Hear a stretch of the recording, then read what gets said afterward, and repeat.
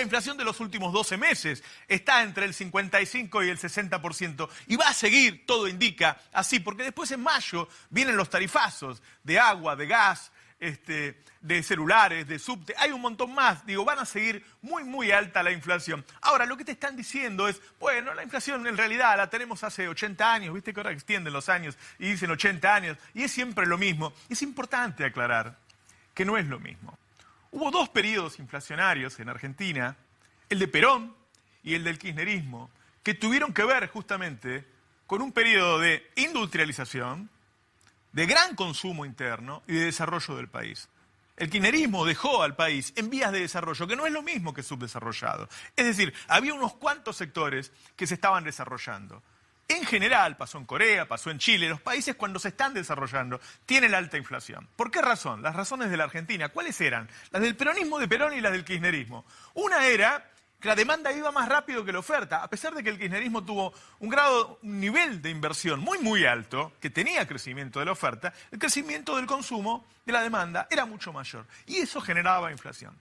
Y el segundo aspecto que generaba inflación en el kirchnerismo estaba relacionado por lo que se llama puja distributiva. Es decir, sindicatos fuertes que hay en Argentina, y eso es gracias a la historia que tenemos, que pujaban con los empresarios. Entonces, de un lado, tenés los fuertes sindicatos reclamando aumento salarial. Y del otro lado, monopolios y oligopolios que manejan los precios en Argentina, subiendo los precios. En esa carrera, en el kirchnerismo, ganaron los salarios.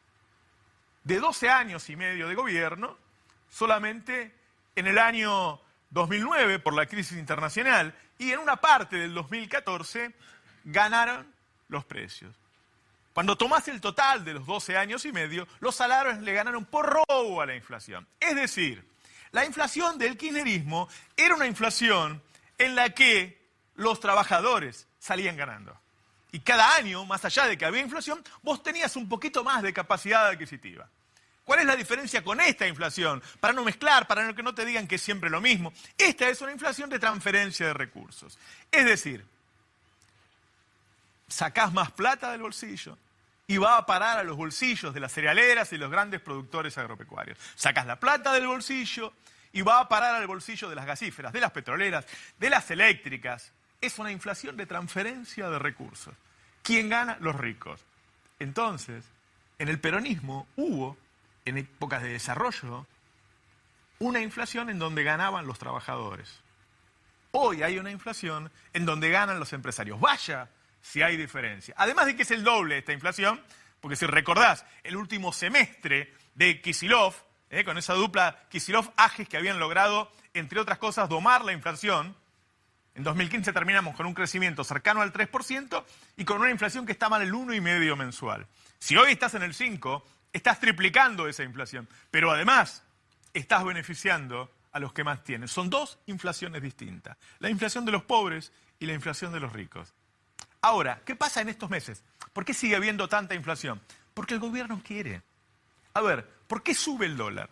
Porque el gobierno lo decidió así, porque desreguló el sistema financiero de tal manera que los capitales entran y salen cuando quieran. Y cuando salen, sube el precio del dólar.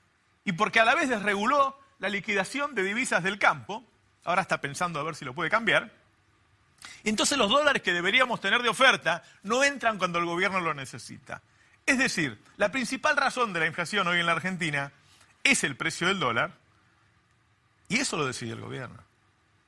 Y la segunda razón de la inflación en la Argentina son los tarifazos, y eso lo decidió el gobierno. Entonces el gobierno no sufre la inflación, el gobierno impulsa la inflación, que es muy distinto. Porque te acordás que te decían, no, el dólar de Cristina costaba 15, y no costaba 15, porque cuando lo llevó Prat Guy de ese 9,82 que costaba a 15, todo subió un 40%, por lo tanto, todos los precios estaban al dólar a 9,82, por lo tanto, el precio del dólar en Argentina era 9,82 y hoy es 43,30. Quiere decir que en 3 años y medio subió un 300%. Bueno, eso lo hizo el gobierno.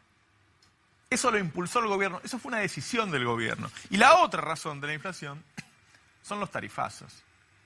¿Sí? Entonces, cuando vos sumás estas dos cosas, el gas aumentó de promedio 3.008%, la electricidad 2.136% y el agua 515%, entonces te encontrás con una inflación que barre con todo el consumo, que baja el poder adquisitivo, y entonces llegás a esta situación.